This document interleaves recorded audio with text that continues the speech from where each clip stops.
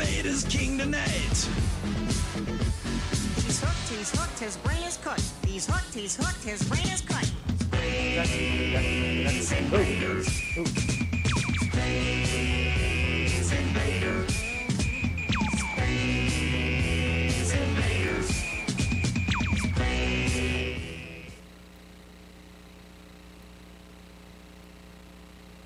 So thank you again for coming to the 2012 Northwest Pinball and Arcade Show. This is our 5th year.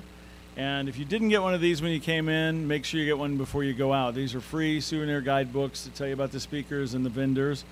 These posters here are only $3. It's done by John Yowsey, famed pinball artist. And they make great souvenirs to get signed by the guys if you don't have anything else. If you really want a big one, John Yowsey has signed and numbered 50 of these.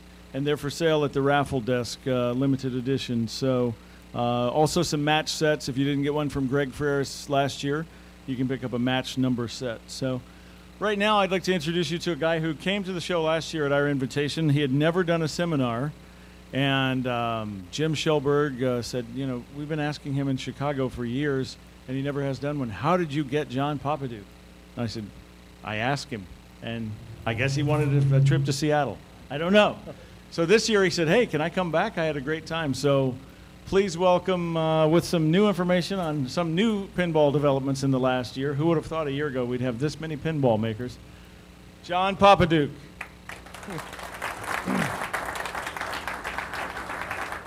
Hello, everyone. Thanks for coming. Move this a little. Okay, during the presentation, we're going to do some trivia. So we'll put it up. And we have some Zidware custom pinball T-shirts. And we have one Ben Heck's Zombie Adventureland silkscreen T-shirt too. So just if you know the answer, raise your hand, and we'll kind of let them out. So wow. So they Doug and I are over at the table, and they brought in the Wizard of Oz game, and they opened it up around lunchtime or so.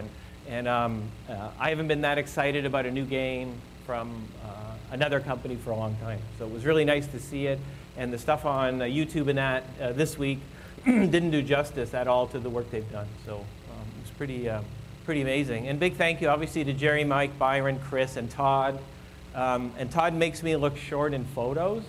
So when I showed my kids the photos with Todd, I look like I'm 3.5 feet tall. So it's kind of, it was nice to meet all of them. And the shorties, they need sesame seeds on their hot dog buns. So my name's John Popadiuk. People call me J Pop. My last name's Popadiuk. I'm a pinball designer, kind of a creative person. Okay, first trivia. Can someone name a game of mine that was never produced? The first part of my career, we did lots of concept stuff, lots of whitewoods, lots of samples. Nothing was ever made until World Cup Soccer. And when I went back to Williams, part of the deal was, it's like, I'm not going to come and work unless in my contract it says you have to make whatever I design. So they did that. So, but I made a lot of stuff. So, and anybody just knows, just chime in, throw it out. Alice in Wonderland. So good for you, get a Zidware. And if the size isn't right, just come by later. Well, I got to do this. Come by later. So, but it might make a good theme in the future, a new Alice in Wonderland pinball. So I'm a pinball designer. Recently, I learned that I'm a perfectionist. So I've been designing my whole life and doing lots of things, and I never realized that. And perfectionism is good, but it can also hamper your creativity. So I kind of have this new realm, and that's my animal spirit, kind of the hungry squirrel. But it presents a problem being a perfectionist, because when you make games, and these are some of the games that I've made, Tom, CV, Totan, and again, as Doug said, they're built in a team environment. So the designer is kind of the creative person. He's the head, the project manager. He's the guy that wakes up every morning and it's like, come on, let's go. You need somebody on the team like that. So if it's not the pinball designer, it needs to be somebody. The game will die if there's not one person that's in charge. But my perfectionism has kind of influenced all these games. And if you look at kind of the games I've worked on and that I've led, they all have like there's like a similar kind of flavor or style. A lot of detail, a lot of nice art, and a lot of interesting stuff going on. So that's kind of all related to my kind of mental problem of being a perfectionist. And like Circus Voltaire as an example, it's kind of like madness. when I look at it now, you know, people really love the game. When we made the game, it earned like $50 a week. We put it on location, and we didn't understand what was going on. We thought mechanism problems, this and that.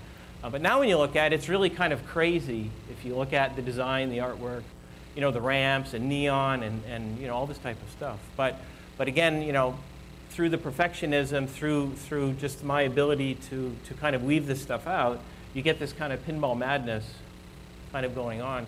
And in this case, you know, after I was working at WMS, I've been in the toy and game industry. I teach at a university in Chicago, and I do app development, game design. But I was hired by a company to do home games, and some of you may have seen these. And these were, you know, $199. They're about 2/3 size of a real pinball machine, wood, steel, real playfield, coils, the whole thing. And you know, we had LED lighting in them, and these were made, you know, maybe 7 years ago, 7, 8 years ago. So some pretty crazy stuff, and lots of parts. And what was interesting about these and that kind of madness of pinball design is, you know, these games were almost as difficult to build as like a full-size pinball machine, which when we started the project, you know, we thought it'd be easy, wouldn't take long, but really it took a long time. Our factory in China, we could make 9,000 a week of these models. So we had this giant factory with 5,000 people, 400 injection molding machines, cranking these games out for $199. So it was kind of neat. And I got a lot of flack on RGP. People kind of just tore my flesh off about these games. And you know, they were built for kids. They were built for, you know, 4, 5, 6-year-olds to play. They weren't built for kind of the rest of us. And this was kind of the last game we did. It was a concept model for Atari. And actually, this one I did all the artwork myself on this game. So it was pretty cool. It was the best Sizzle we did and was never produced. So we couldn't get the orders. So, and there's a couple prototypes left. So if somebody's interested, I have a couple floating around in the garage. But beautiful game. But ultimately, it's about innovation. So I have a Superman shirt like my squirrel friend. And whatever I do is based around innovation. So the work I've done in the past, you know, there's a level of just newness, not necessarily for the sake of doing something new, but just to get it in there. And the current work we're doing now is about innovation, the same thing. And that's kind of just where it is. And then it all stopped. The toy business stopped. We got hit by the economy. You know, Walmart, Target canceled all our orders. That's why the Atari game wasn't made. And everything just kind of went kaboom from there. And so I started a company called Zidware. I have 3 girls, Zofia, Isabel, and Donna. So that's the Zid. And the wear is like wear, like you wear, or software. And we started doing apps. We had a small interactive agency. And in pinball, the pinball business is cyclical. It usually goes every 7, 10 years. It goes back and forth. Right now, we're on an upswing. It's on its way up. It'll last probably about another 5, 6 years. Then it'll start to, you know, taper back down again.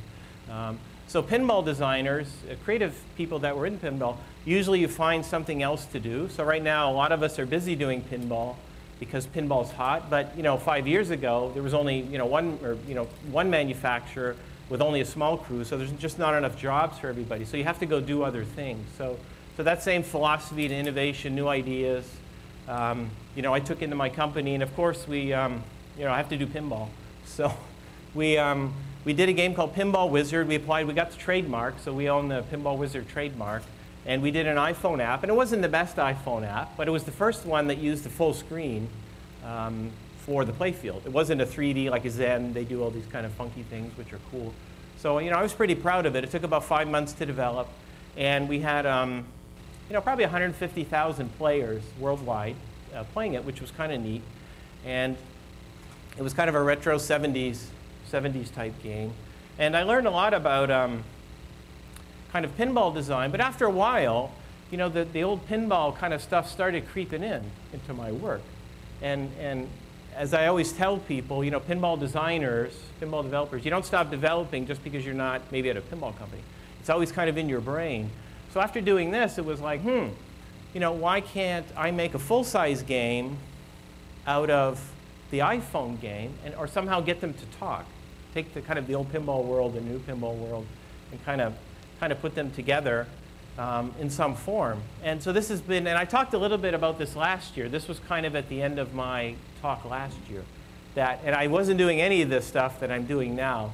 at the end of the talk last year. So, but this is what I had in my brain. This is what I wanted to do. And I talked to people, and most people don't really understand kind of what I'm trying to do with this and trying to move it ahead. But it seemed logical, and what really floored me was, you know, the old pinball model, you sell, you know, 500 games, 1,000 games. Well, on Pinball Wizard, we had 150,000 players worldwide, and we had a leaderboard. So they put their scores up, you know, George in France, and Armand is in, you know, Armenia, and it was just, it was like, wow, this is really neat that there are all these people around the world playing this real kind of, you know, gimpy pinball game. And so, like, why is this happening? It kind of didn't make sense. And it wasn't the old model of, like, pinball design or pinball business where you have distributors and, you know, manufacturing makes so many and you know, kind of goes out that way. This whole social model was kind of all different. So when I left last year, I started a Kickstarter project. Kickstarter is kind of a crowdsourcing website where you go and you put projects up and you ask for money. And I was going to start a Kickstarter project. It was called The Last Pinball Inventor. And the idea was that I was going to get funding to build the Pinball Wizard game. Because at this point, there was nobody was interested in helping me to build this. There was no funds to do it. There was no money. And so I started writing up the Kickstarter stuff and getting that along. And this idea that the iPhone game and the new game, the full-size game will kind of like share similar artwork. They'll kind of talk to each other. They'll kind of work together and kind of go that way. And we started doing, you know, some concept stuff, getting the big screens going and doing some other work. And, you know, it was kind of plugging along. And then, time for trivia. Okay. Can anyone name the designer of this game? It's a video game. Defender Williams, very popular. Eugene Jarvis. All right. Okay, just throw that in. But from this, you know, from pinball, we start to get into this a thing called a paradigm, and a paradigm is, you know, kind of an archetype. It's a model. It's just the standard of how something is created, and from that, you know, and these are kind of just some milestones, like in my case. So I'm doing this pinball stuff, and I'm doing the apps, but all of it, again, is built on this framework of this paradigm that I grew up in, you know, called pinball. So I was, you know, making games at 6 and putting them together. At 14, I was working a distributor or an operator, servicing games, putting games on location. At 19 years old, I started at Bally. I like to use a lot of tape. And at the distributor, and this was interesting, this is kind of where I got my medal, we had 350 pinball machines on location. We would re-rubber them every week. Repairs, we would time ourselves. We could fix most games in 10 minutes. You know, we'd have contests between the different techs. And at that time, the games cost about $2,200 to buy. So in this case with Flash, you know, we had to cash out this game every 4 days. And the first time, when we first got our Flashes, we put them out, and the places would call, the game's not working. You know, we go there, brand new game. And the coin slots were filled up, and the coin boxes were full all the way out the game from, you know, kids playing. So the pinball, you know, the pinball business back then, the ROI was very good. Get your money back in about 2 months to do that. But it was a really great time to learn about pinball and about kind of this paradigm of pinball. So I used to write this guy at Bally named Norm Clark, and I got to visit Bally, and it was, you know, it's like a holy place to kind of go out there. They had a new factory in Bensonville to go out there. And Norm said yes. You know, he kind of invited me out for a tour, and I went. And that's Norm in his office. And he's sitting back like, I know everything. And he had this, you know, this credenza full of all these designs that he did. And, but it was pretty cool. And we were talking about this last night a little bit, about how people got their jobs in pinball and this and that. And you know, I don't know why I do this. It's a little bit crazy, but just at a young age, I kind of knew I wanted to design pinball, and I've kept at it. When I saw Norm, I was at Bally, I knew this was my chance, that if I went back, I would not be working at Bally, I would not be designing pinball. So Norm's taken me after lunch back to the airport, and I kind of basically just said, you know, you're going to have to hire me. I'm not going back. And remember, I was only 19 years old. And so he did. I bugged him as driving back to the airport enough. I scared him enough that, you know, he hired me. And, and then I started right in. I was a pin tech. And for 3 months, I bugged him more. And he gave me an office. It was a broom closet. And I started drawing games. And so it's a little bit kind of, you know, it's just a little bit strange how all this would move along this way. And even to today, you know, the work that I'm doing, it's not really logical to be kind of doing this type of work. But it kind of moves along. This one has a little bit too much type. But you know, I thought this was a good analogy. So going to Bally was really like going to Oz, like going behind the curtain, seeing this magical stuff being made, the smell of the factory, making all these games per year. And it's really, you know, it's really hard to explain. One thing that was interesting, and I have a couple, I met there were all these old guys at Bally up in engineering when I was there. John Gore, John Britz, Herb Breitenstein, Frank Braca, and later, like in the last maybe 5 years, these guys were all the first employees of Bally from 1931. And so they had worked with Ray Maloney the whole time, and they were at Bally when I got there. And because I used to sit with John Gore and talk about stuff, but I didn't know who these guys were. That they were like kind of as nutty too. That they just do pinball, and they all had Cadillacs. They would drive Cadillacs around, and they'd be out to lunch all day. And we could never figure out why these guys were treated so well. And they were like the first like 5 or 7 employees at Bally from the 30s. But kind of being at Bally, it's, you know, this idea of pinball, what pinball is, the shooter and the flippers and the plunger, and it's considered a paradigm. It's considered the standard or the model. Happened mostly between 1931 and 1934. So most of the innovations happened then. Much of the stuff we use today was created in that 3 or 4 time period. Nothing has changed at all in that regard. And we just kind of keep reinventing it or kind of churning it over that way. In this case, with Bally, you know, they had the first mass-produced game, popular themed artwork. The bottom arch design was really 1931. So the one we're using in our game is really what they used in 1931. The out-hole was coined at that term. And it was this, and I call it like a carny business, but it's just this idea that you can make this game, and then you get all these people excited about it, and they send you this money, and then your company's instantly successful, just like kind of going to the circus. So it's a real fascinating business. And then ultimately the patent wars started. So very much the same ideas, the same concepts. And all of this happened with Ballyhoo. The huge patent wars happened during the early 30s between the different companies. Everybody would just steal everybody else's ideas, and they would eventually go to court, or they'd have some settlement because everybody's making all this money, and it was just kind of a waste of time to go to court, so they would, you know, come up with some deal. But it was interesting that all of this stuff was the same. But in this standard, in this paradigm, you know, all of these things were kind of figured out at that time. The size of the ball, the size of the play field, the height of the play field from the ground, you know, from the floor. You know, the use of lamps, electromagnetic devices.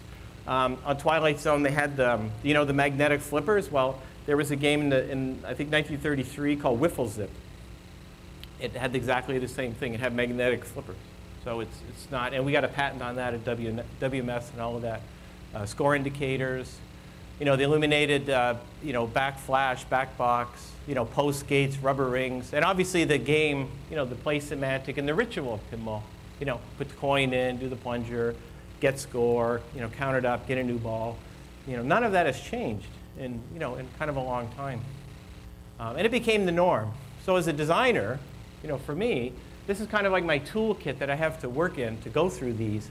And it's very hard to change the paradigm. It's very hard to change this toolkit because, one, people expect pinball to look and to play a certain way. And also, it's very expensive if you want to start designing kind of all this radical stuff. And a lot of companies have in the past, and they go bankrupt or they run out of money, or people just go, ah, that's kind of funny, and they don't do it. And digital pinball, I put this in the bottom, where this is kind of its own thing happening, meaning kids today know pinball from the computer, or they know pinball from iOS devices or Android devices. A lot of younger people, they just don't see regular pinball. It's not where they go, and unless a parent has one, or they're maybe at a Chuck E. Cheese or something, bowling alleys hardly have pinball anymore. So this whole digital pinball thing is happening parallel to the traditional pinball world, almost on its own. And here's some missed attempts at kind of trying to reinvent or change the paradigm, this idea of pinball that we know. Bally, who their second game was called Bally Round, second or third game, almost put the whole company out of business. They built this round game, and they had all mechanical problems, just a piece of junk. And they basically almost went out of business on I think it was the second or third game on Bally Round. But, we've seen lots of different things, games with 6 flippers that are all different ways. We have, 2 flippers now, and at Bally, we had a 1-inch pinball on some of our games because we had ball hang-up trouble. So they told all the operators, oh no, the 1-inch ball is faster and this and that, but really it was because the engineering was not correctly done. Digital screens in games were done in the 60s.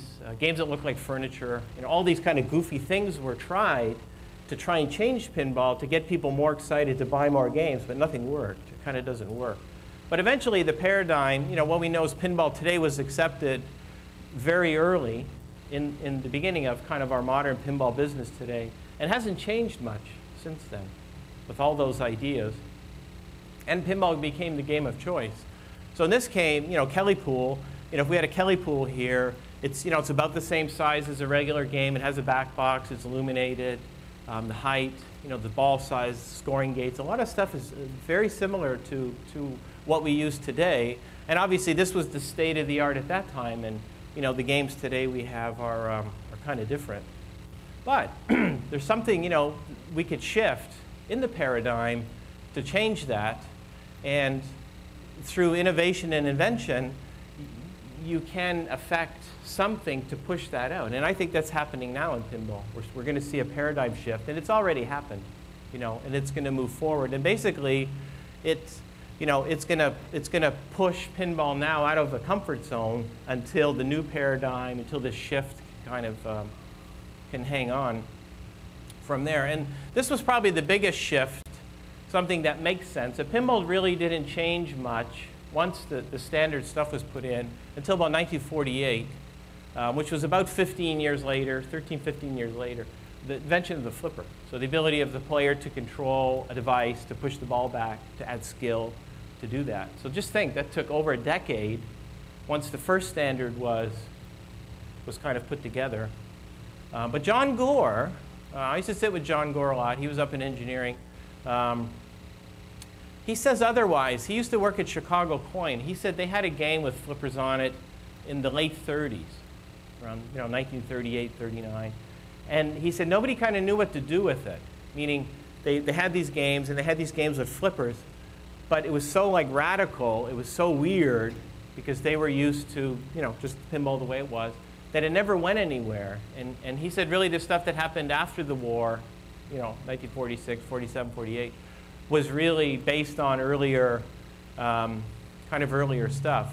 So as a trivia, can anyone name the first game that had a pop bumper in it? We were kind of talking about this yesterday. I found this ad. This is from WizKid, 1952, and they called it the center jump bumper. But we think there was a game that was a little earlier than that that had the first kind of pop bumper or spring bumper. Any guesses? We've been doing trivia. It's kind of hard, so if you don't know, that's okay.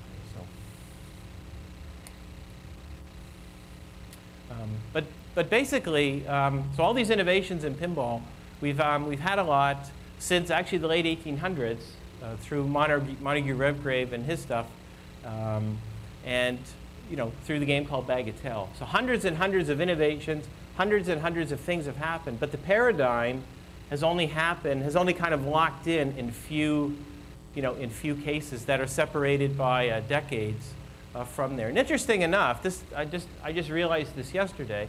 So there was this guy that made these wooden board games. And his company was in Jersey City, New Jersey. And Montague Redgrave, they figured at least hundreds of thousands. They think that he may have made millions of these home bagatelle tables all over America at that time. So in New Jersey, there was, if not the first, kind of pinball-type manufacturing business. And we're kind of seeing that going back today, that back to New Jersey, there's going to be some pinball being built there, which is kind of interesting that this, in that area, that they have ties to pinball. But the one thing that is real interesting, that pinball has this thing that kind of affects us all. We're all here right now. We don't all have to be here. There's some people in the audience that run very big companies that are here. They don't have to be here. I'm here. I'm very busy and all of this. But there's something about pinball that brings it all together. Kind of a romantic quality or a fantasy quality, something like that. It's it's real. It's just a real interesting product, and that's a good. That's one of the main reasons that the paradigm shift is harder to do. And harder to kind of evoke because it's so tied in everybody emotionally. So trivia. Can anyone name the Stern game that they started with in late 1976? What was it called? And I gave a little hint there, so. Nope. I think it was Rawhide. Gary, Rawhide? Right. Ready? So, but great game, great artwork on Rawhide.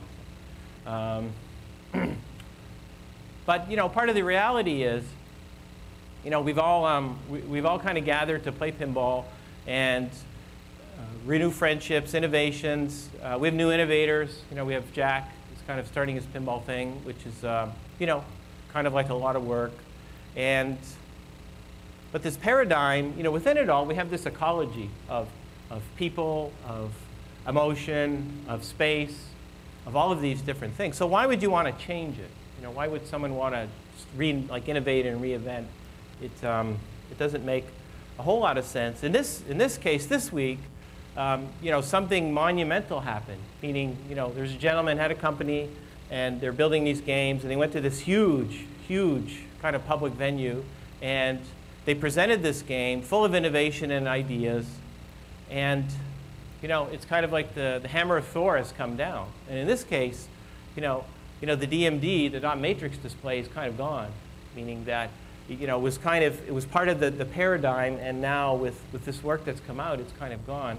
On Magic Girl, we had a DMD until November, and then we kind of had some meetings, and we did some focus groups, and it was the same decision. People looked at the LCD and DMD. It's like, the one's got to go. It's just not cool anymore. And so the shift is starting to happen in this case. And it takes big kahunas to kind of do that. And I know because I worked on a project, and our team name was called the Big Kahunas.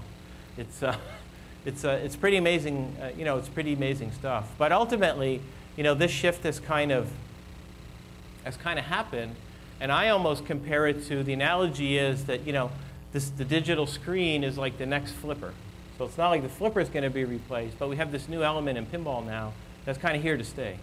And depending where you put it, if you put it on the play field, back glass, cabinet, wherever it goes, it's part of the culture today. It's what people know. It's what makes it cool, and it's just not gonna go away. So so the screen and pinball are kind of now inseparably kind of tied together. In this case, this is a Pinball 2000 concept. So I did this 14 years ago. This is what Pinball 2000, or one of the versions, it was supposed to look like. We had a screen in the back box. It was too early. So it was too weird. It was like Bally round. We couldn't convince. We ran the project for a little while, and then there was just such backlash at the company. We had to switch it to what it became. But it was a good example of trying to affect a paradigm shift, before people were ready to kind of take it. And as designers, we get this kind of fog. We have all these ideas and all these options. Kind of what do we do with it? And it gets kind of confusing because ultimately we just want to kind of captivate the player. But interesting, other paradigm shifts, and I just put a few at the bottom here. The iPad and the iPhone. Those are really good examples of recent shifts that 5 years ago these products either did not exist or were not accepted. But now, the tablet computer is here to stay forever. And that's, it only was introduced 2 years ago, 2 years and a little bit. But it's accepted now in the popular culture. You know, it's here to stay. And so that happened really fast, you know, kind of to do that. So for me, you know, so I'm kind of in the same world that, you know, I want to affect change too. I want to shift, but I know I can only push so much. I can only shift so much because it won't be accepted and it won't be, you know, people just, it'll be out of their comfort zone of kind of, I like this, you know, I like this design. So with Magic Girl, the work we're doing, and we're, you know, we're putting together our first engineering samples to show soon. And you'll see kind of the newness, but then the similarity to our current work that we see in pinball. But ultimately, you need a hook. You know, you need something. So in some cases, it might be the screen, and you know, and it may not. But in my case, the shift. You know, I had a shift in the way I thought after this show last year. That when I left, I still had this idea. I wanted to do this. I wanted to do these games that are kind of tied to iPhone, and they're larger versions of the iOS apps, and kind of doing like that. And what happened was I was doing app development. I had kind of, you know, my pinball work, and I had a gentleman named Richard. He came over to my house, and he wanted a Circus Voltaire poster. And he came over, and I had one or two mock-ups of games with LCD screens and some other stuff. And he kind of goes like, "What's that?" And I explained to him this idea of the, you know, the apps and pinball and all these players and these new games. And he kind of asked me what, you know, what I was going to do with it. And you know, I didn't know. It's like, well, this stuff takes a lot of money to develop. It's just pinball's just not easy to make. It's really hard. And so we started talking about how to get this going and how to take the lessons from the iOS, you know, from the kind of the smartphone market, that whole concept, and apply that to pinball. Meaning, and the first one is reach out to customers. So the old model of pinball, you make a game, sell it to distributor, distributor tries to sell it to people. The new model is you just have a customer, and you talk directly to the customer. They call you on the phone, they tell you what they want, and they talk to their friend. Now you have 2 customers, and before you know it, you have 1,000 customers. Kind of doing it that way. So again, it's all this, you know, it's just upside down, and it just kind of doesn't make sense. It's not the way we used to do things. You know, it's just not the way it's done. But it kind of works. And then I met this gentleman named Ben Heck, kind of by accident. I have a good friend, Terry Cumming. He runs 1930s.com. And we're talking. One day he emailed me, and he said there's this girl named Jerry. She's on the internet, and she makes games, and she designs chips, and she's just brilliant, and on and on he went. It's like, you know, so I looked her up, and I found her YouTube videos, and she was making these kind of homebrewing games at home, or, you know, in her studio. And it was really interesting. And then there were these shows with her and Ben in it, and they did this thing called Pinball Wars. And it's kind of like, huh? What do you mean Pinball Wars? So now think about it. You know, I'm from old school kind of pinball development, and there are these guys on the internet. They have their own TV shows, like internet TV shows. They write books. They have people that sponsor them. They have fans, you know, huge Facebook following, huge Twitter following, all over the world, watching them do this Pinball War stuff. It's like, you know, it's just, it doesn't make sense. It's like crazy. But inside, you know, it's like, I want to get involved. So I kind of knew, and maybe it was a subconscious thing, but I kind of knew that I had to get involved because what I was doing was kind of stagnating, meaning I'm trying to make these games in my old way. It's not working. Nobody's interested in my work. Nobody wants to hire me, blah, blah, blah. So I challenged Ben. I wrote him on his blog. And I said, you know, Pinball Wars, why don't you challenge a real pinball designer? Meaning, you know, you and Jerry are kind of battling out. Well, why don't you challenge somebody to come in on your show and do that? And so he called me back, and then so I drove up north. He's in Madison, so he's kind of in an arty town. And I went up to see Ben, and he's got a really cool shop. But Ben's kind of like, he's got a crazy brain, meaning he programs, he builds PC boards, he designs chips, he builds pinball games, he has rapid prototyping equipment in his shop. And so now he's kind of like a pinball designer, like, you know, like Schwarzenegger, like on steroids. It's like, he's like insane because we never had those skill sets. We always had more people. But Ben, and from Ben's group, you know, all these guys are trained differently, and they love pinball. They're new to the kind of the pinball, to the world of pinball, at least that we know it as collectors and as tinkerers or builders. And so Ben and I kind of struck it up. And this is one of the games, I'm not sure which, I think it might be the Lost game, but he builds the cabinets, he does everything. It's kind of like, I think they're the PC boards out, but he'll design in a couple of weeks a whole pinball hardware system. It's just crazy. It doesn't make any, oh, there it is there. It doesn't make any sense. And he's like really nice. He's like, oh, whatever, no big deal, here you go. And so we started hanging around, and he's got a bunch of guys that work with him. He calls Team Heck, and a lot of them are young, and they work for free, and it's just a great new support. And so after hanging around Ben a little bit, it was kind of like, these guys are like the future of pinball, meaning there's no 25-year-old rock star pinball designer today, at least not that I'm aware of, that works at a pinball company. Everybody is, more seasoned, they're more veteran. And when I started, everybody was much younger. When Steve Ritchie went from Atari to Williams, I mean, these guys were young. They were the rock stars back then, kind of doing this stuff. So it was, it was kind of real interesting. But I learned early on, Ben is really smart, and I'm pretty smart, but I'm not as smart as Ben. And that was really hard to take as my paradigm shifted as a designer. It's like, geez, I got to work with guys that are a lot smarter than I am. And it took me a little while to kind of figure out that, well, we really need to work as a team. And the way Ben and I work is I show him my secrets. I show him how I think about design. And he does some of it. And some of it's just weird. I'm not going to do it that way. And in return, he shows me how to design stuff and how to create PC boards and all sorts of great stuff that's absolutely 100% influenced how I design today and added this kind of this bolt of something into my work. But he had ball hangers too. So that was nice after working with Ben for a while. He had the same problems I had. He'd do all this work, and then the ball would get stuck and kind of go from there. And I think this is the Bill Paxton game. So I think everything except the coin door, he made, and maybe the flippers, he would somehow fabricate or make. So it's just kind of crazy.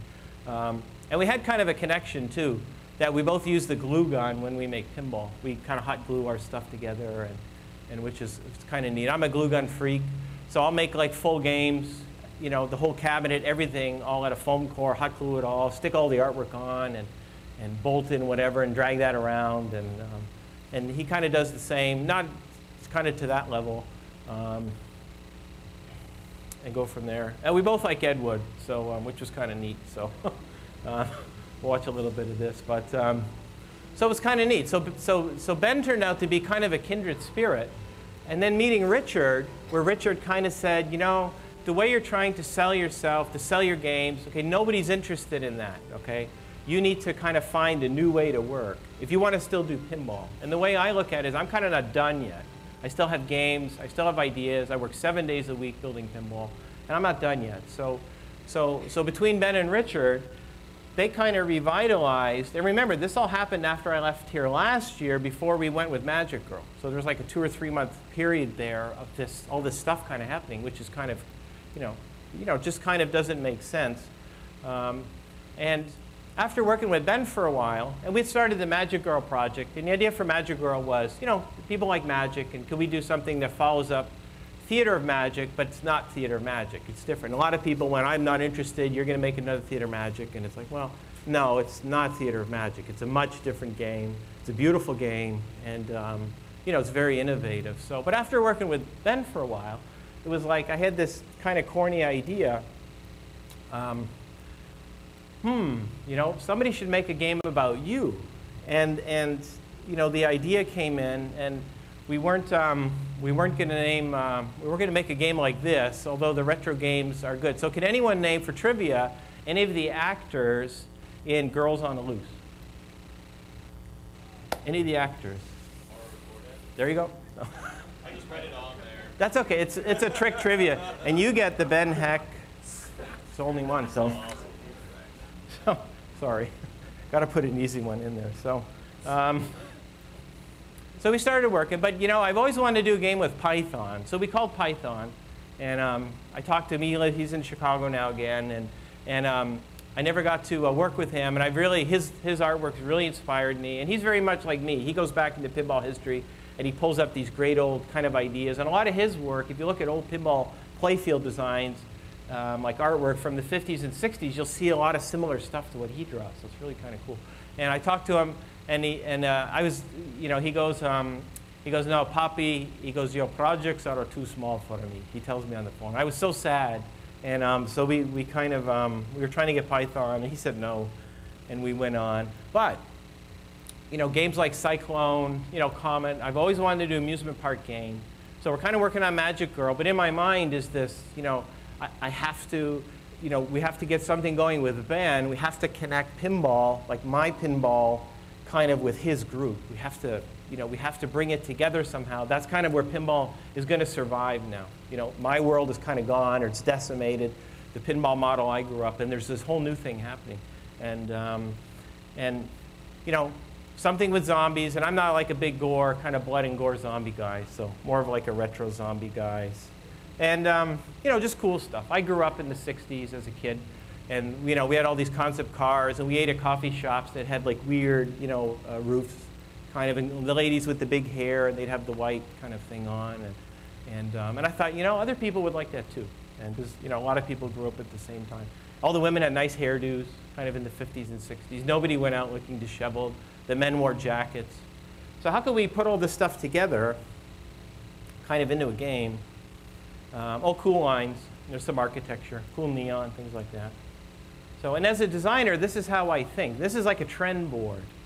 So this happens in my mind. So again, I have this kind of crazy mind, and part of it's 3D, where the game starts to appear in 3D in my mind. And that sounds kind of like ridiculous, but it's kind of just the way it happens.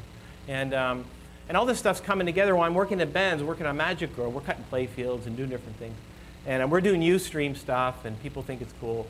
And then I kept telling them, Ben, I'm going to do a game about you and this and that. And we thought, well, let's put it all together, And I'm more of a proponent of original themes. Original themes are a little more timeless, and you can see, at least on some of my games that I've done, I haven't done a whole lot, but they've kind of withstood the test of time. Some other games, that we did in the 90s, they're, very popular today because they're not tied to movie. They're just, they kind of live on their own. So I always gravitate towards an original theme. But I thought, what if you get roller coasters, amusement parks, retro stuff, zombies, and put it all together, and somehow stick Ben in the middle of it to do that. And and Team Heck, they heckled me all the time. We'd go up there to work, or they would come down to my studio, and they would kind of go like, you're a moron. This is stupid. Don't waste your time. And I'm kind of like, I like it. I think it's going to work. So I hired an artist, and remember, Ben's smarter than I am, but it's like, I think I have him up on this one. I think I have a little bit of an insight, and in this case, could anyone name for trivia the movie where the witch is from? And just say it quick. Okay, I got two. Well, not that easy. Okay, I think you. So you'll have. Can you pass it to? And then. And I have more shirts if you guys want to come over. So we'll just give them up. Anyways, but building the bridge. Again, I'm over here. Bit exploded. Kaboom. And Ben's world is they're thriving. They're busy. They're on the internet. They have, Ben has an electronics company in England that sponsors him. He does work for Microsoft. They build all sorts of crazy contraptions and hand controllers. And it's like, it's like pinball can fit there. It has to fit there. Because these guys are busy like crazy. And us pinball designers, most of us aren't working, meaning we're not at a pinball company. There are no pinball companies. There's no work for us. So it's like, it's time to build a bridge. So in this case, we built a bridge out of her. And we started sketching. So now remember, I'm working kind of on Magic Girl. We're getting that, kind of ramped up and talking to customers. So basically, I'm going out on advice and from watching how kind of Ben and then the stuff Richard and I talked about, how to move this forward. So we're kind of just going out and saying, this is what we want to do, and this is kind of how much the games are going to cost, and this is kind of what they're going to look like, and kind of go from there. So I started bringing these sketches in. And when you start a pinball game, I start in the back glass always. We draw. And I have a certain way I like to kind of art direct the games. And I think it's important for the player to connect with the characters of the game in some form. So on my games, you'll see there's always a connection between the characters on the back glass. They're looking at you or kind of doing something like that. And they're a certain size. This one has a little too much brain in it. So we kept drawing, just a little more brains, and a lot of skulls. I'm not a big skull guy. I don't think there should be too much death in pinball, so kind of do that out. And there's a glue gun. And we started to bring the zombies over. So, but I'm looking at this, and it's like, man, this is looking pretty sweet. And then in his hand, so what's missing in his hand? He's like doing this. So what's kind of missing? Pinballs, right? So I think we sketched one in. Oh, just to go back. So so we're working on this, and we're starting to talk to people, and they're kind of like, this is really cool. And zombies are cool. And we put some stuff out on Ben's blog and a little bit on RGP, and we started talking about this. And everybody from kind of this group, from the whole social group, they're on Facebook, and they're like, that sounds like a great idea. We're interested in this game. And we were kind of a little bit floored because, we liked the idea, but there was just this huge kind of following now that we would like a game like that. We want a retro game. We want zombies. We want, some cool music and all sorts of kind of cool devices. And so then we upped it a little bit more, and then we thought, well, we're going to do some pre-visualization, which is maybe an oxymoron, but we're going to do some visual work, and we're going to put together, and remember, a Magic Girl was sold with, I had a written paragraph of information. That was it. There's no, there was one drawing, and there was like nothing. And on this game, we thought, well, let's do a little more work, and let's see what people say. Basically, let's go out there and kind of do a litmus test. And we started to put together kind of a microsite, like a website, and put together a lot of visual ideas and a lot of information. And some people call and they go, there's not much information on about the game. And I'm like, well, you need to go back to the website and really look at every page and open every featuregram. And there's 250 things there that explain what's going to be in the game. And Magic Girl had like almost nothing, and here has almost everything. Now, it's not an exact rendering of the game, because part of the idea of the development is that owners get involved in it. So it isn't like, well, you're buying this. It's kind of like, well, this is kind of what we want to build, and then we move it along. And then as people get involved and put ideas in, and the game kind of moves along, then it evolves and it begins to turn into a game. So it's a much different model. But then we did, from the Kickstarter work, Kickstarter, everybody makes a little trailer. Hey, I'm Joe, and I invented this pop for dogs. It's called Dog Pop, and I need to raise $3,000. And they do like trailers for people, because people have 1 or 2 minutes to look at a trailer and then make a decision. So we thought we would do a trailer for this, and we did kind of a rough one. And then we found this real talented After Effects guy named Mike Lorraine, who lives in Seattle. And so we threw our stuff over to him, and then Mike kind of whipped it up into this. We're coming back on the air after an interruption due to a technical problem.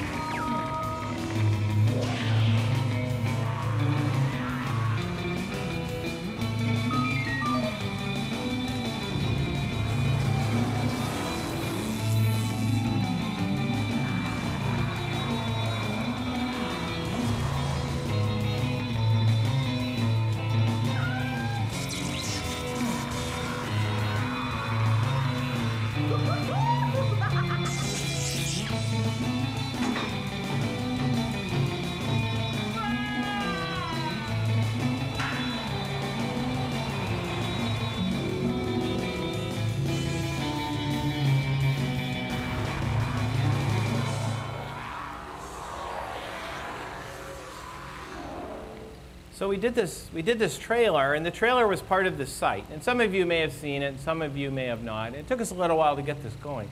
But the idea was that, look, we're going to make these games, and this is as much information that we know at the time. Most pinball companies do not give all this information out. When Wizard of Oz was released, all you knew was what it was called, Wizard of Oz. Nobody knew anything else. So, but in this case, in this, again, this new paradigm, you know, let's just throw it all out. Let's put as much information out as we can that we know at the time as designers, as developers, as artists, and kind of go from there. And this site has, you know, maybe 10 pages, and it's just jam full of information. And it gives like a really interesting idea of how we're going to move. And obviously the LCD display, you know, we realized that last fall that the DMD is gone and it's not going to return. And we now have to move in and get the people on the team who are artists and animators and designers and to get it moving. It's kind of here to stay. And you know, kind of off we went. So we built this microsite.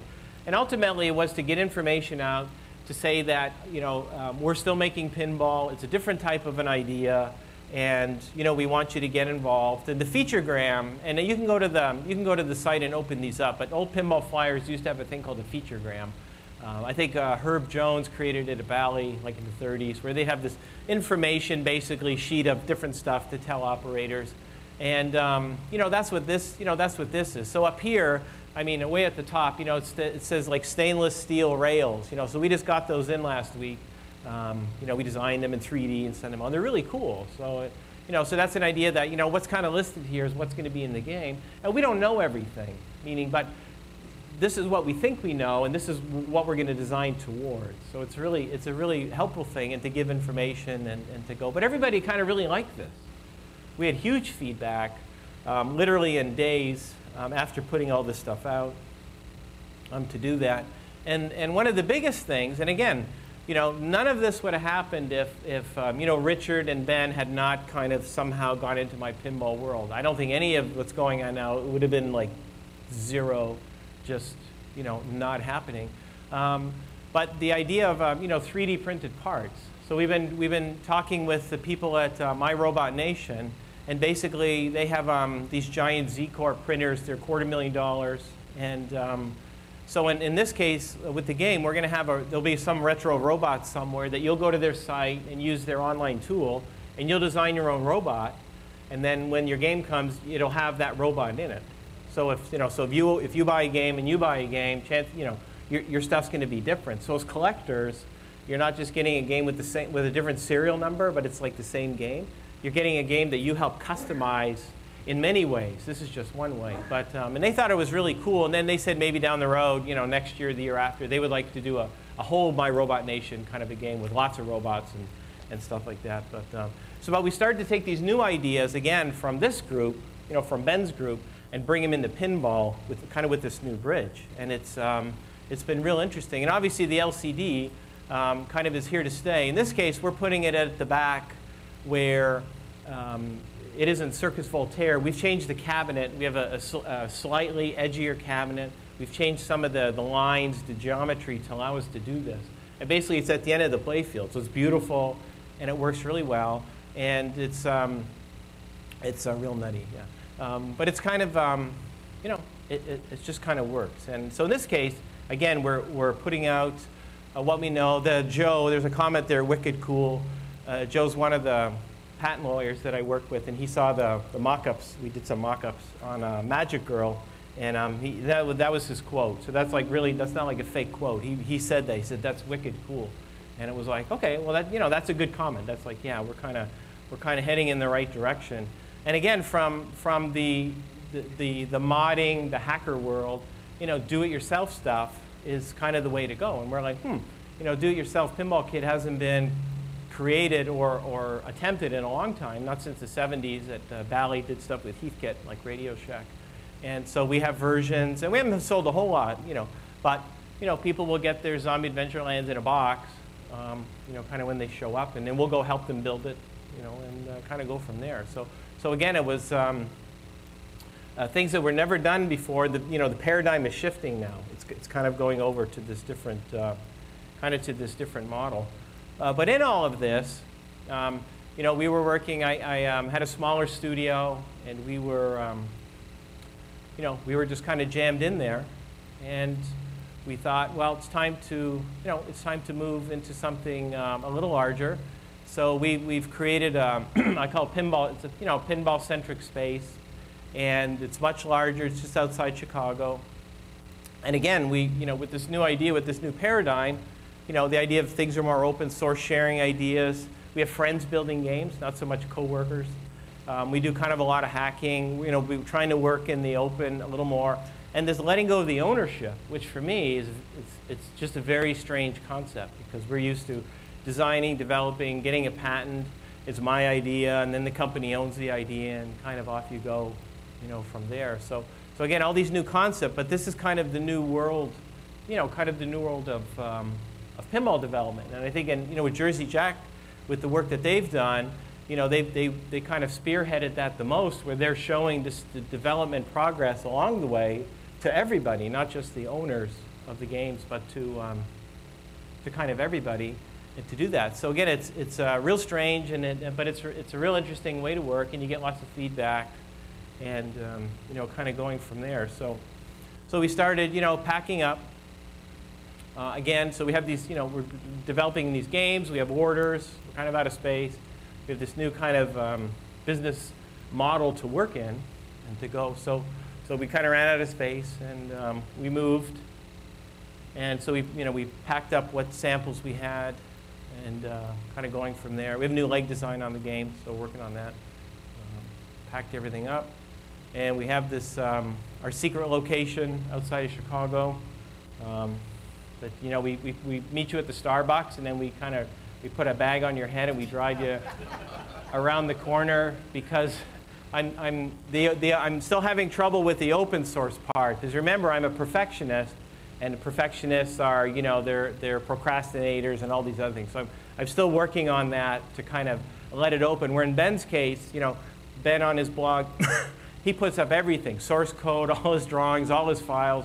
I mean, everything is there, and you're supposed to take it and then kind of go with it. And it's still, I'm still having trouble with that, but we have a really great a great new place. And some of the Magic Girl owners, as we were getting ready to move, I would tell them, like, if you're going to come now to the old studio, because it's going to be gone. And we photographed it, and Jim Shelberg came over one time and he photographed it. So it's kind of documented, because it was a really neat studio and kind of a lot of work went there, but it was just kind of not working anymore. And so we kind of moved in to our new space, and so we have, we hang neat things on the wall. So of course there's my, I love the work from the Zachary company in the 70s and the Rally. And again, I'm always kind of attracted to innovation, even if it's kind of strange, just something new in pinball. So, and there's kind of moving in. So we have a kind of a really large facility for designing and building. We have room for hockey, so we can play hockey inside. Not sure about questions. But what's happened in all of this is the process. So now, in a very short amount of time, the way as a pinball designer, and I've been doing this for a while, and again, I haven't made a whole lot of games like a lot of the other designers. They've made like a lot of games. But I've made enough that I had a certain process that I developed in, and that whole way to create games is kind of gone. And so I've had to develop a new process, or I've been forced to develop a new process to survive, basically, if I want to make games, kind of new ideas and new ways to do things. So obviously, we do not everything, but we do a lot in 3D CAD. And if you come over to my little table over there, we brought some parts and some different things that we've designed. We have very large machinery that we send our part files to, and the parts are created basically by machine or by robot and sent back. In the old days, it would have been hand fabricated from Mylar drawings or pencil drawings, 2D drawings, from AutoCAD drawings, basically. So in this case, these are 3D drawings that we put basically all the assemblies, mechanisms, everything is done that way. And some of these we're going to put up on the Thingiverse. So we're going to put up parts. So if you want to build, you can put your stuff up. So we're kind of looking at that. And then we have, this is our first, the replicator. So basically, you know, here it's printing a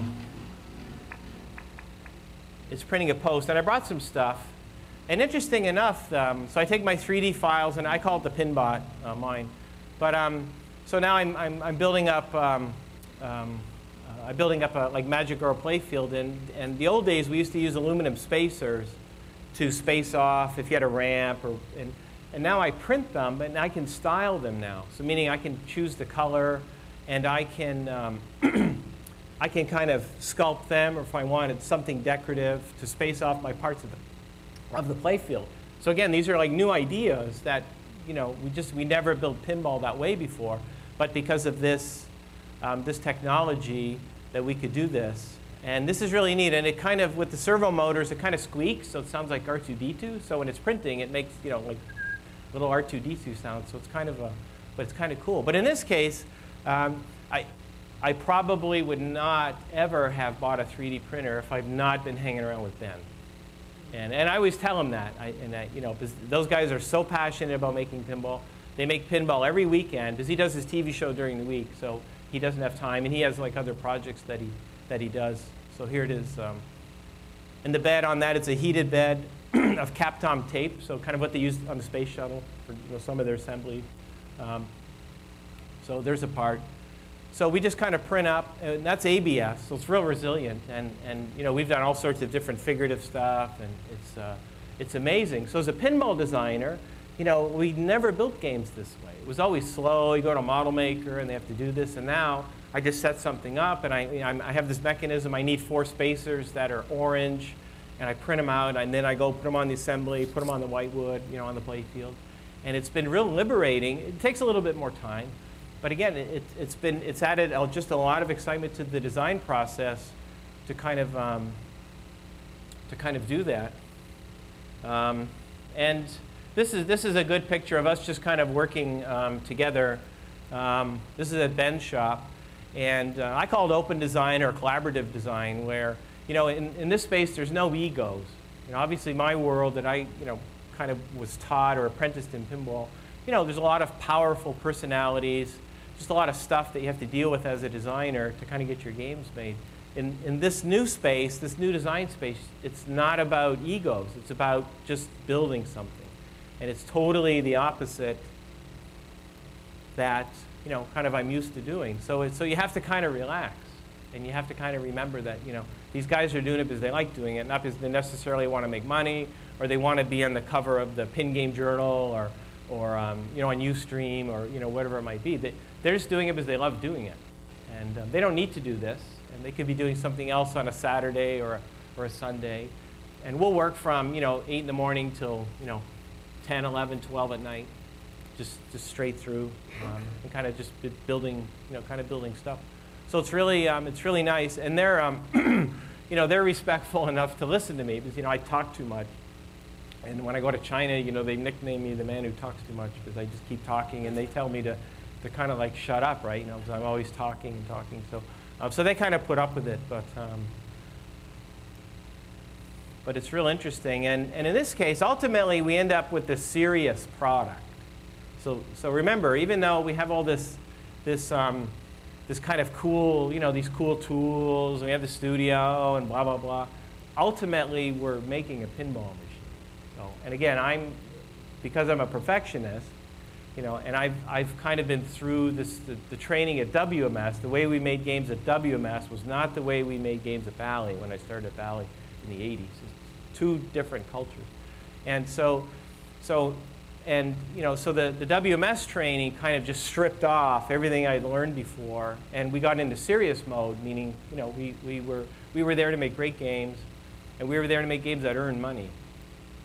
So that was kind of like the #1 thing, and to kind of go from there. So that same viewpoint I use in my design work with these new tools. I still want to end up with something that's like wicked cool. So it's not just about making a game. It has to be a seriously cool game. And so these are some parts.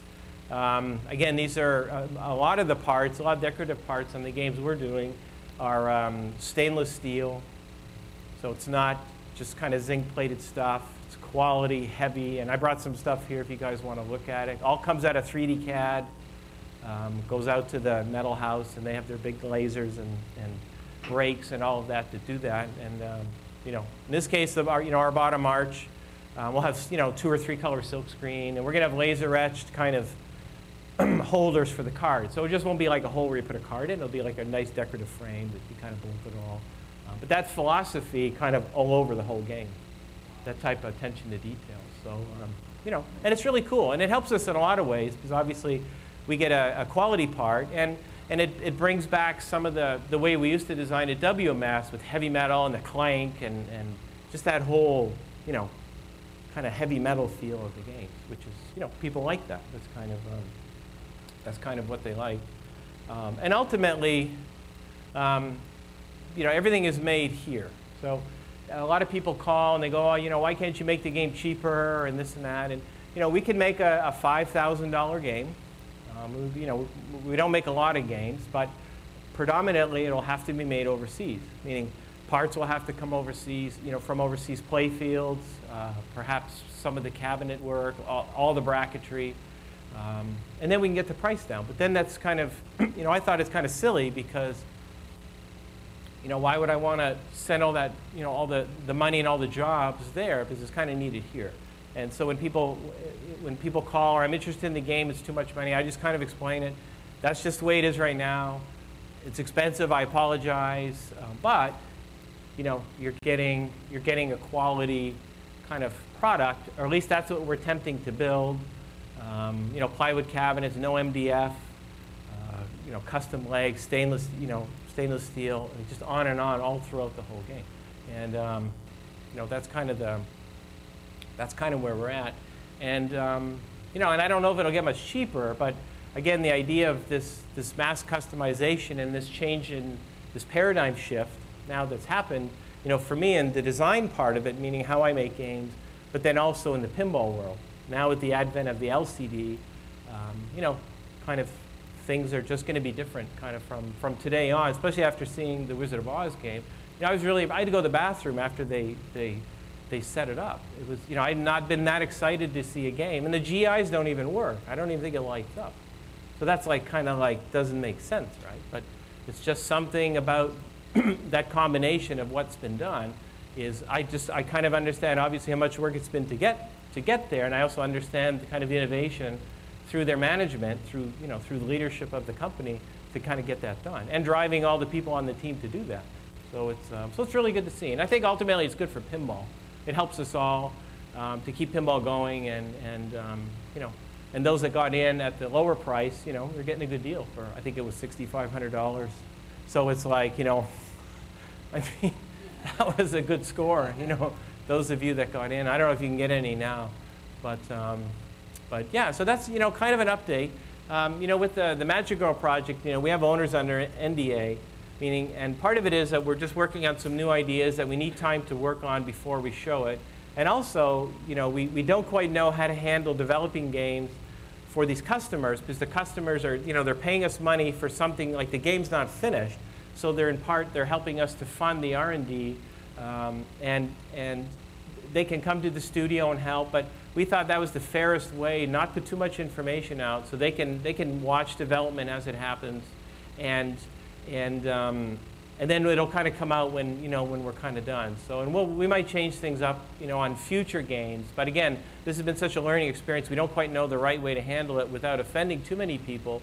But many of the owners that we work with, you know, they come to the studio and they work. I put them to work. We work on different things. I had an owner come 2 weeks ago. We were putting up some new cabinet artwork, and we have a kind of a new type of a topper for the game, and we were making it out of foam core and printing and carving it and doing all these different things, glue gun. And the owner that came, he was kind of like, he understood now how all of this kind of works together. And he understood the process, how you go from nothing, from just a blank sheet of paper to a pinball machine, and how that creativity kind of, you know, bridges over. And it kind of all made sense because, you know, sending emails or having a website they can go to, or, you know, or doing a little video is just not the same as when you come and visit. especially as an owner, because now you've paid money and you want, what are you guys doing with my money? And so them coming, they can see, how far the software is, or where are the cables, or where's this part, and is that done? Are you having problems? And I had two Magic Girl owners that were wholly skeptical. They thought I was, it was just a big ruse, the whole thing. And they gave me a little notice, like 2 days notice. I think it was Sunday. We're coming up on Tuesday morning, and they're from down south, so they each kind of met halfway, and they came up to the studio before we moved. It was the older studio, and they bought 2 Zombie Adventurelands when they left, meaning that they understood now that first of all, we're not spending their money driving around a fancy car, drinking coffee, and they also understood the amount of work it is to make a pinball machine.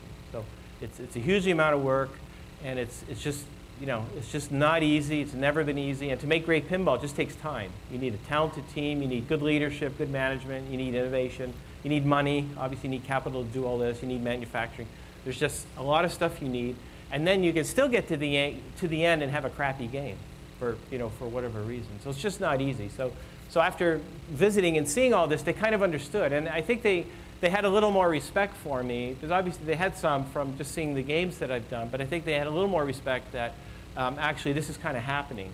And we're in the new studio now, so we're working faster now because we have more space, and we're getting things sorted out. So it's kind of exciting, but it was nice, to kind of get feedback. So and so therefore that's why we don't put a lot of stuff out on at least the first game. Part of it is we need time because we're just trying some new things, some new ideas. It takes time to get parts from vendors. We're a very small customer compared to a lot of the customers, so we have to kind of finagle our way in and get. Some vendors don't want to work with us. We don't want your business, go away. So it just depends on kind of who you're dealing with. So it's been definitely a lot harder work and taking a lot longer than I would have imagined. But that's okay. And I think owners they understand that. But I think the main thing is we're just trying to, as I said, I'm not done. So we're just trying to keep kind of pinball going, and in the best way I know how, and try and be in this new model, this new space, as kind of the pinball paradigm shifts, as it's going to change now into kind of this thing that's going to move, on for the next kind of 50 years. So yeah. So that's kind of that. So are there any questions or anything about anything?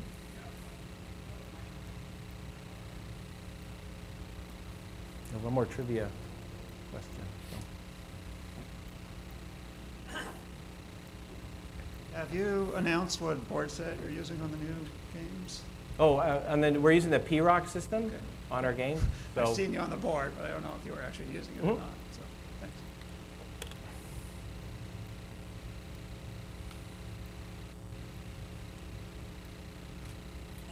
thanks. Oh, 2 questions. Last year I only got 1 question. How is the ABS 3D printed stuff holding up against metal balls slamming against them? Well, it's ABS. It's very resilient. We're using it a lot for spacers, bushings. In the case of a post, a rubber ring would be around it. And when we print, you have all these different parameters that you can set: the layer height, the density of ABS. You could print like 100% ABS part, so it just kind of varies. It's pretty resilient, and it's been a real interesting exercise to be able to, I have something I'm assembling. I need a special thing to maybe hook 2 plastics together, and I just kind of design it and print it, and then I just assemble it, and it's kind of it's really strange, but actually the 3D printer is kind of the pinball designer's kind of best companion for their toolkit, with glue gun or with their computer or other things they might use. So it's really been interesting. And all this stuff is kind of new, meaning the low-cost 3D printer. I mean, it's only been the last year or 2. I mean, not very long. The replicators came out at I think the CES show in January. Then they came out. So it's interesting. But yeah, I mean, it just seems to do very well in the pinball environment. But I think, too, in a pinball game, I mean, if you got the ball slamming into something, I mean, you need just a big hunk of steel or, a ramp or something to just take all that energy and move it around. So how are you building your ramps? Or like what material do you? Well, interesting enough, you know, we may not use any vac form ramps. We have a method to create a ramp out of stainless or a combination of stainless and plastic in new designs. And just remember, all you're doing is you're just getting a ball from one location to another location, and because of the quality that we're able to do a lot more. So at this point, you know, there's no vac form traditional ramp, which not everybody likes anyway. But so it's been real interesting that we might be able to just go up a level to create beautiful ramps, but they're just a better construction.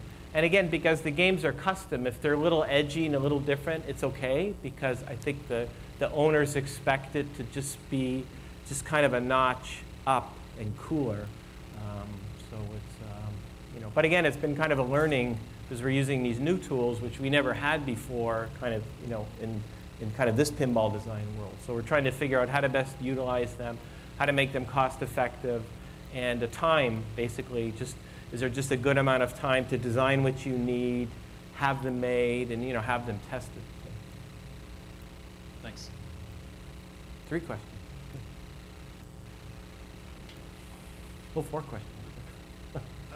I'm curious to know if you use computer-aided 3D pinball simulators or anything like that as part of your design process, like visual pinball, future pinball, things like that. No, no. You know, we've talked about it. I sketch, you know, on my pads, and then I go to a full-size piece of playfield sheet, and I'll sketch pencil lines, and I'll glue down ball guides. So, for example, with Tales of the Arabian Nights, we did that swirly ramp, and it was a topic of, like, it was a bone of contention in engineering. Ball's going to get stuck, it's never going to go up, you know, on and on and on. So we built a playfield with cardboard ramps, which have a higher friction than the PETG that we would vac form. And in that case, centrifugal force, because we were spinning inside of the helix, you know, you get acceleration of the ball. So really the ball's accelerating on Totan as it's going to the center. And that took us way over the amount of energy that was lost from the incline or the length of the ramp. You know, it's kind of like your intestine if you pull the ramp up. And we knew that. We knew that when we designed it, but we had to build all this stuff. All of engineering was there watching us. And literally after like 2 minutes, everybody walked out of the room and left us alone.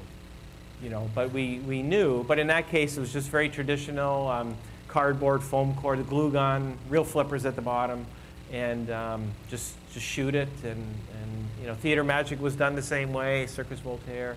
All the games are kind of built the same way. You can get a really good idea on paper and foam how it's going to shoot, but it's very expensive and time-consuming to go to Whitewood to build all that metal and all of that, and you're not quite sure. So if you can do a kind of an iterative step, it's really helpful. And then it's easier, too, because the game is more sculptural. You're not using the 3D CAD software to design your game. You're using the 3D CAD software to just create the parts after you've designed them kind of in your, you know, in your artistic things. So. But no, we talked about it, but it's the time to do all the models and then program it. And then it's never like exact, kind of. But maybe in the future. Thank you. Go ahead.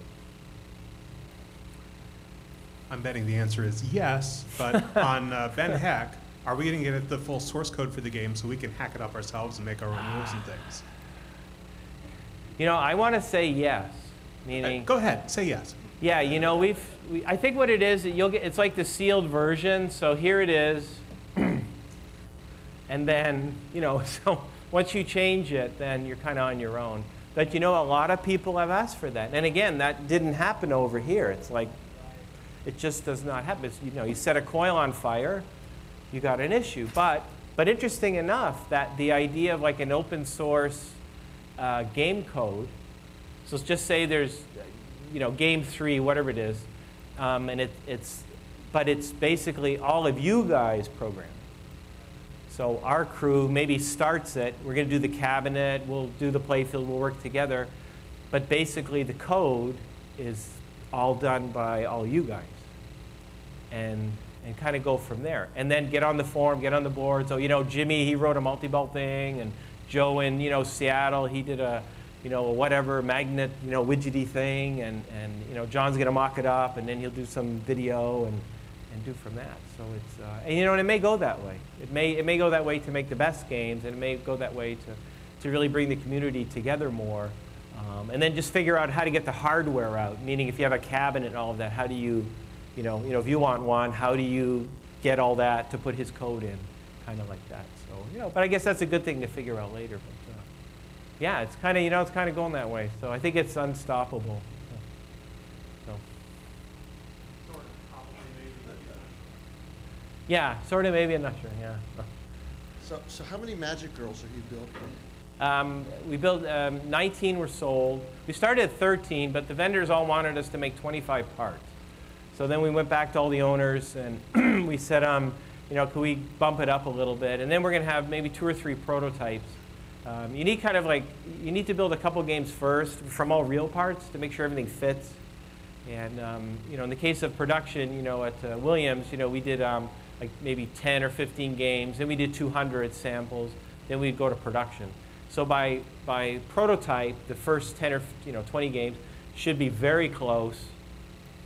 Samples should be 98% perfect, meaning when they're bolting everything together and clearances and color of plastic, everything should be almost done. Because the purchasing, they're buying from the 200, they're buying 5,000 or 3,000 sets of stuff. So to rework 3,000 sets of stuff is a lot harder than 200, which is, even harder than, 15. So it'll be kind of like 19, and then there'll be 2 or 3 prototypes, which won't be perfect, but they'll be put together and from there. So on Zombie Adventureland, how would you contrast that quantity to Magic Girl? Are you building more of those, less of those? On Ben Heck? Yeah. Oh, on Ben Heck, we sold 99 games in about a week. And then we're doing 25 special coin taker editions. The Marquettes wanted to get involved. They really just like, our business is kind of a family business, and they just like the energy that we're not done yet. There's still lots of pinball to be made. And how do we work together? And our model, the model is there's not really a distributor. The idea is that if you're an owner, you can call me. I don't have my phone here, but you can call me. Hey, John, what's going on? Or I'm going to be in Chicago on Thursday. Can you pick me up? I want to bring my son. He wants to design a mech on the game, or he wants to, whatever it is. But a whole different model. And I said, well, it's hard to have somebody. We didn't want people buying games and then flipping them. That's not the idea of this whole thing. It's not supposed to be that way. So I said, well, why don't we create a different game? We'll take the standard game and we'll draw you as zombies. We'll, have coin taker plastics, or just, have their newest LEDs, or just do some different things, and then you sell them to your customers. And then we figure out how to work together. So that's kind of how it is. Okay, so these games coming as boxes of parts that you put together, is that the? No, you can order it that way. Okay. The do-it-yourself kit. So I think we've sold maybe 5. And they're usually designers or engineers, and the cabinet will be put together. So you don't have to nail the cabinet together. How about the wiring harness? It'll be all built. You just have to solder it and do that. But pounding in the playfield, doing all that. And then the idea is that either Ben or myself or both of us will come out to your house and stay for a day and help you build it. So again, coming out, and people think it's like a joke, right? It's like no. We're going to come out and help. And then if we mess something up, then we got to send you like a new part. But again, you get a glue gun. Well, there's a super goodie bag. So instead of the normal goodie bag where you get like one flasher lamp, this one, you get like a whole lot of stuff in it. So, but again, the idea is that to come out to meet people and to kind of connect the whole thing with. Sounds like a fun concept. Thanks. So. Yeah, I think it'll be some growing pains, but I think it's just pinball. So eventually, it's got to bolt together somehow. So any more questions? So back to the hacking, what kind of code are you guys going to use for that? Is it going to be a code that everybody else can use, or just programmers? Well, right now I think we're coding in Python. Python? Just, okay. Hipster language. Yeah. So, but yeah, it's pretty easy. yeah, it's pretty easy. Yeah. So, Or are you guys gonna have like a manual set out for people to follow? You know, we talked a little bit about an authoring system, like a drag and drop. Use like Adobe Air, create a, like an upper level front end. So you just drag over, you know, put this effect on this coil, but you know, it's a lot of work. You know, one thing I've learned about, first of all, I have great respect for software designers, software engineers, coders. You know, it's very hard. It's really easy to have a meeting and say, oh, you know, do this, do that, do this. But you know, I've worked on Adobe Air projects before, and I mean, it's just hard. It's a lot of work, and but I think again, with the idea of maybe being a little more open source, then there might be someone in the community. It's like, hey, you know, I'm like Mr. Adobe Air, and you know, I can build that. It'll take a while, and blah blah blah, and I think again, that's maybe where it needs to go. You need to find the best people who are interested in pinball to fill in those spots and work virtually, and then kind of come together and do that. But, so you guys plan on doing it on like a computer, or you just plug your computer in to like a USB? you know, I think it's only been talked about. So it's yes, maybe, you know. Maybe would it be like Linux, or would it be Windows also? So, just both? no, Linux. Just Linux. Yeah, I think the Python? WAS is Linux. If you watch Keith boot it up, and Oh, okay. it's and I think you know, Linux has just so much stuff out there that you can bring Open in, source, and yeah. it just seems to be kind of the way to go, and kind of go from there. Okay, thank you. But you're welcome to contribute. And that's what I tell people too. But some people call me and gripe, and it's like, you know, get involved. Like it's kind of, it's not built. Pinball's not, you know, built by one person. It takes a team and of you know, passionate, talented people. So, any more questions? Okay. So thanks very much for coming, and again, thanks, you know, to the Northwest Show. Doug and I are at our table over there, and we have, you know, some more T-shirts. Doug has lots of cool artwork. He had I don't know if he still has it, but he has like the only one-of-a-kind Swords of Fury backlash that they used on the prototype they tested with. And the demon was too like evil, so he had to repaint it. But he said they made one, so I thought it was pretty cool. So again, stuff you never knew existed in pinball, kind of you know, kind of floats up. And but if you want to come over and you know, chit chat and you know, that's great. And, okay, and just email, you know. If you guys want to get involved more or have ideas, don't be shy. Pinballinventor.org, and I have my phone with me, and yeah, we just want to kind of keep pinball going and just keep innovating.